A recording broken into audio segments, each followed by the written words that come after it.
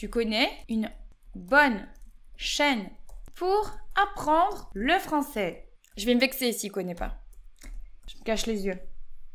Est-ce que le chat GPT va bientôt me mettre au chômage? Dans cette vidéo, nous allons voir si c'est possible d'apprendre le français grâce à une intelligence artificielle, grâce au chat GPT. Je suis sûre que vous avez tous entendu parler de ce chat, on ne parle que de ça en ce moment. Donc ce que je vais faire aujourd'hui, c'est je vais lui poser des questions pour voir s'il peut me remplacer. Si vous pouvez arrêter tout de suite de regarder ma chaîne YouTube et l'utiliser pour apprendre le français. Alors déjà, je vais lui demander, est-ce que tu peux m'apprendre le français? Bien sûr, je peux vous aider à apprendre le français en vous fournissant des explications claires et en répondant à vos questions. Quels aspects du français souhaitez-vous aborder en premier? C'est vrai, quand on apprend une langue, on a surtout besoin de vocabulaire au début. Est-ce que tu peux me dire quel mot de vocabulaire je dois apprendre?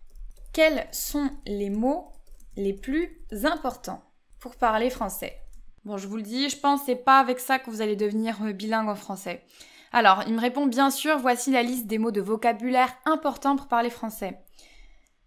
Donc, il me donne une liste de 10 points en mettant les articles, le, la, les. Bon, c'est pas beaucoup, il y a beaucoup plus d'articles que ça en français.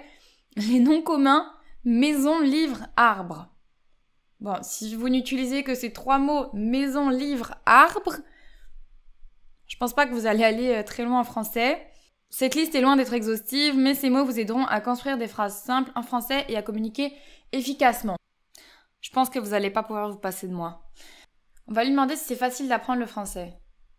Apprendre le français peut être facile ou difficile en fonction de nombreux facteurs tels que votre niveau de motivation, votre capacité à retenir les nouvelles informations et votre capacité à pratiquer régulièrement. Cependant, le français étant une langue romane, si vous parlez déjà une autre langue romane telle que l'espagnol, l'italien ou le portugais, vous pouvez peut-être trouver que l'apprentissage du français est plus facile. Alors, il nous dit également, il est également important de trouver une méthode d'apprentissage qui fonctionne pour vous, comme prendre des cours en ligne. Il est très intelligent ce chat. Donc, trouver un professeur particulier, participer à des activités de pratique de la langue ou utiliser des ressources en ligne telles que des livres, des applications, des sites web pour améliorer votre français. Donc, en fin de compte, l'apprentissage du français peut être un défi, mais avec la motivation et la persévérance, vous pouvez y arriver. Ça, c'est très bien parce qu'il est très motivant. Après, pour l'instant, il ne nous a pas vraiment appris grand-chose, vraiment en français pur.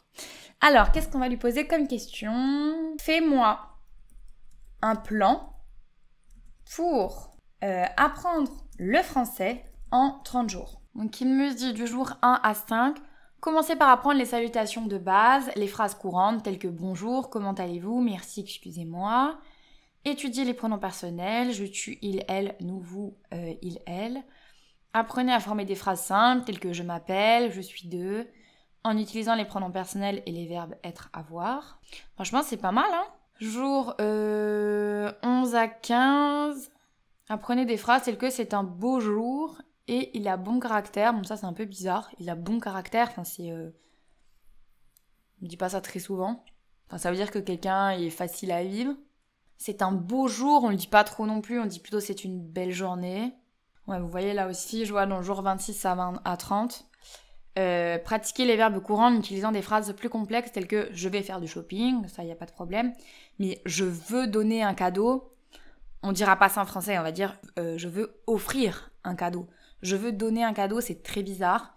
Après, sur la logique du plan, c'est pas mal, mais c'est vrai que dans la pratique... c'est pas le meilleur plan que j'ai vu pour apprendre le français. On va lui demander s'il connaît une bonne chaîne YouTube pour apprendre le français.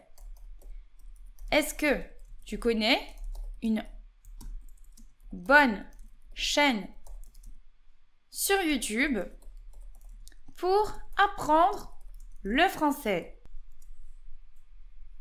Attention, verdict. Alors, il nous propose des chaînes YouTube. Il nous propose Les Bons Profs. Je connais pas cette chaîne, je la connais pas. TV5 Monde.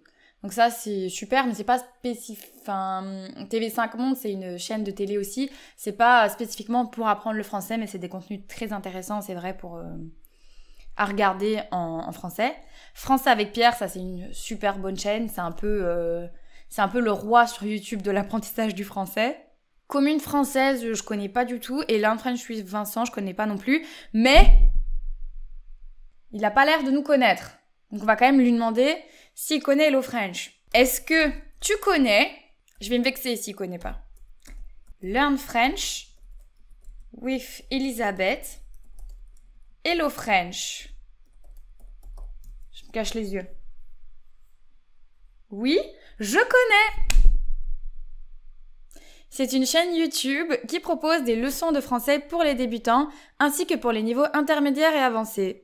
Elle propose également des conseils pour améliorer votre compréhension orale et écrite, ainsi que votre prononciation. La chaîne est dirigée par Elisabeth, c'est moi, une professeure de français qualifiée et passionnée. C'est une excellente ressource pour ceux qui cherchent à apprendre le français en utilisant des vidéos et des explications claires. Donc merci le chat GPT, là il a été super gentil avec moi. Il m'a fait des beaux compliments. Alors, qu'est-ce qu'on pourrait lui demander d'autre Je vais lui faire corriger des phrases. Je vais lui demander, est-ce que je dois écrire « Je vous aime » donc avec un S-A-M, ou « Je vous aime ». Ouais, vous voyez ici, en fait, il comprend pas la question. Il n'arrive pas à repérer l'erreur. Donc ça, c'est bien d'avoir posé cette question parce que vous pouvez voir que, voilà, vous pouvez pas vous fier à 100% à une intelligence artificielle pour apprendre une langue. Donc là, évidemment, l'erreur, c'est que il n'y a pas de S à M. Quand c'est « je », avec les verbes du premier groupe, ça se termine toujours par « e » à la première personne du singulier. Jamais avec un S.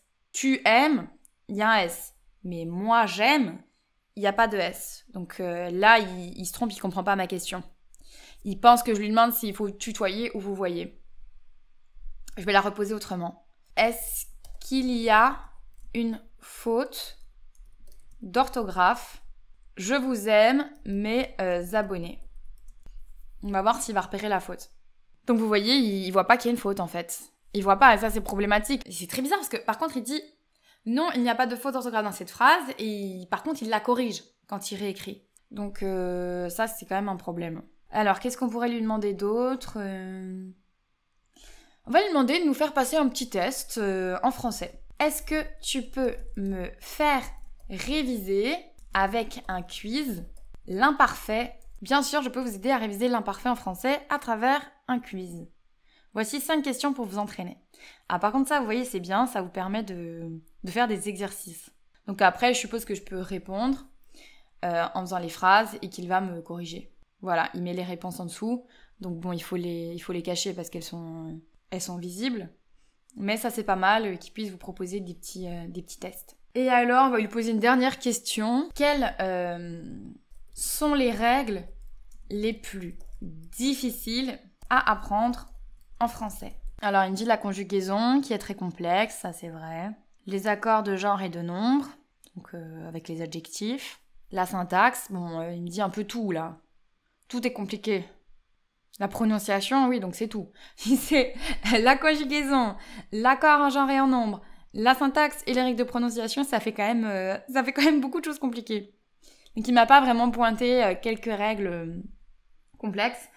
Dès que c'est des questions un peu pas avec une réponse scientifique très claire, il répond toujours un peu à côté. Le bilan de ce test avec l'intelligence artificielle, je trouve pour vous créer des exercices, des quiz, ça c'est vraiment bien, je trouve que c'est vraiment top pour vous faire des tests sur mesure sur les points que vous souhaitez améliorer, pour vous faire travailler, pour vous faire réviser. Par contre, c'est vrai que sur le reste, je pense que ça va être difficile de remplacer un vrai professeur ou en tout cas des contenus un peu plus interactifs.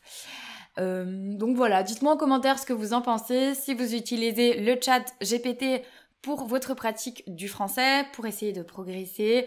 Je pense que c'est peut-être pas le meilleur outil, mais n'hésitez pas à me dire ce que vous en pensez. Si vous avez aimé cette vidéo, mettez un j'aime et surtout abonnez-vous et activez la cloche pour ne manquer aucune de mes vidéos. À bientôt!